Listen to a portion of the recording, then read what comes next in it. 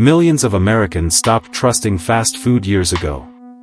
They became suspicious of ingredients they couldn't pronounce. Skeptical of massive corporations promising quality while chasing growth.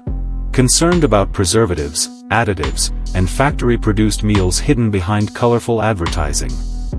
Yet somehow, one company managed to escape much of that distrust.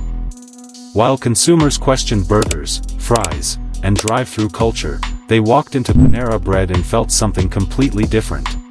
Safer, smarter, healthier, more responsible. And that feeling became worth billions of dollars.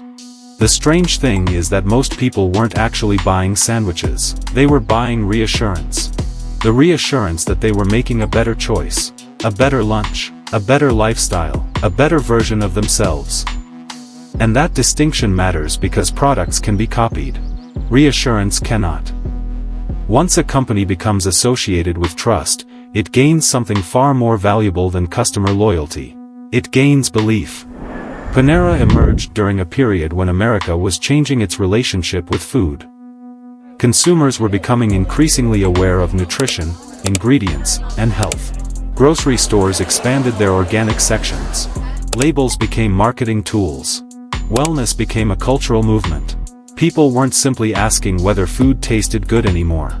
They were asking what it represented. Food became connected to identity. And identity is where some of the most powerful businesses are built.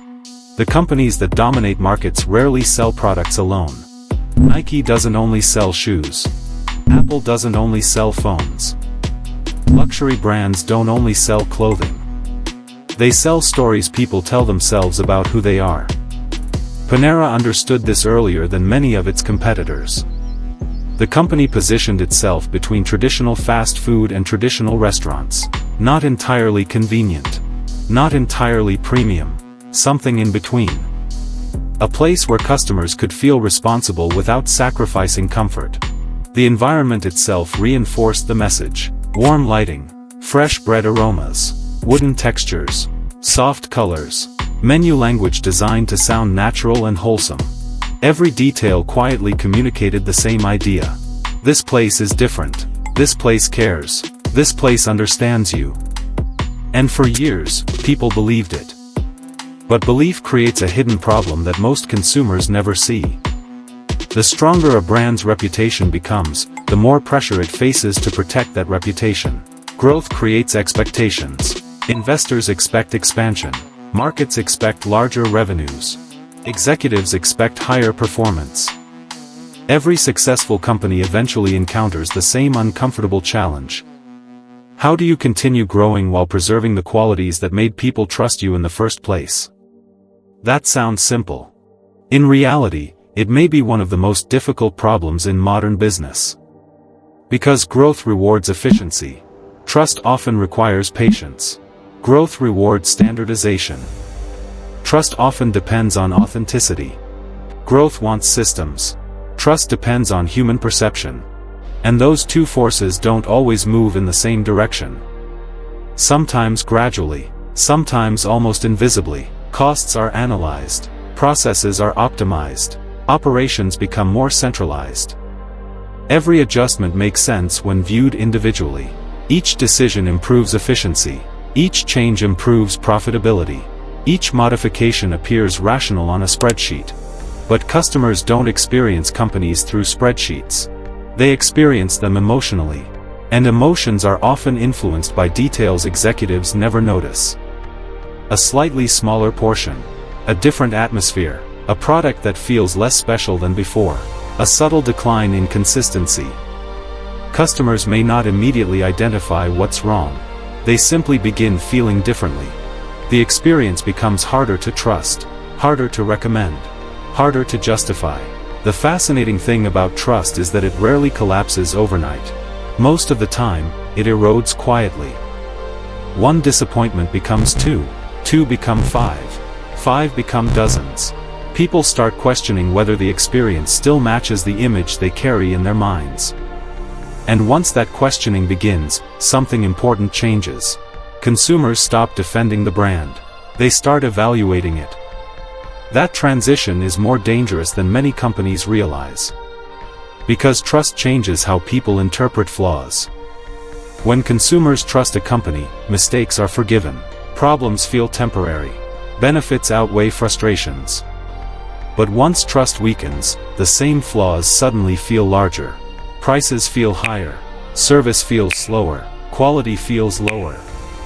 Customers begin noticing things they previously ignored. The business hasn't necessarily changed dramatically. The perception has. And perception often determines reality in consumer markets. This is where the story becomes larger than Panera Bread itself.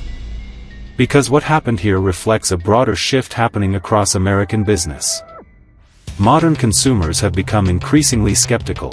They have more information than previous generations, more reviews, more comparisons, more alternatives, more opportunities to verify claims independently. The internet transformed consumer behavior in ways many companies still underestimate. Decades ago, a brand could spend years building a reputation and enjoy that reputation for decades afterward. Today, reputation must be defended continuously. Every product, every interaction, every customer experience contributes to an ongoing public evaluation happening in real time. And that changes everything. Consumers no longer simply buy products. They investigate them, discuss them, critique them, compare them. Entire communities now exist around analyzing corporate behavior, ingredient quality, pricing strategies, and brand promises. Companies that once controlled their own narratives now compete against millions of independent voices doing the analysis for them. In that environment, authenticity becomes harder to manufacture. And contradictions become easier to detect. A company can position itself as affordable, or premium, or convenient, or healthy. Customers understand those categories. Problems begin when consumers struggle to understand what a company actually represents. Customers stop feeling emotionally connected. The deeper lesson here isn't really about sandwiches, coffee, or bakery products. It's about the economics of trust. Modern companies spend enormous amounts of money trying to create emotional relationships with consumers because emotional relationships are incredibly profitable. People return to brands they trust. They pay premiums for brands they trust. Once consumers begin questioning whether a company genuinely represents what it claims to represent, every future decision gets examined through that lens. Every change feels suspicious. Every mistake feels meaningful. And that's why stories like Panera's continue attracting attention. Not because people care deeply about one restaurant chain. Because they recognize something familiar. A company that built its success on a promise. A company that convinced millions of people to believe that promise. And a company discovering that belief may be far easier to earn than it is to keep. Perhaps that's the most uncomfortable reality in modern business. Products matter. Prices matter. Operations matter. But the most valuable asset many companies possess exists entirely inside the minds of consumers. And once that asset begins weakening, the consequences often appear long before executives fully understand what's happening.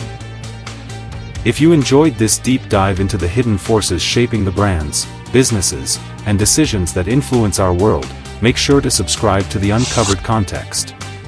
Every week, we uncover the stories behind the headlines, the strategies behind the success, and the realities behind the corporate narratives. Because sometimes, understanding what happened is only half the story. The real value comes from understanding why it happened. Thanks for watching, and we'll see you in the next investigation.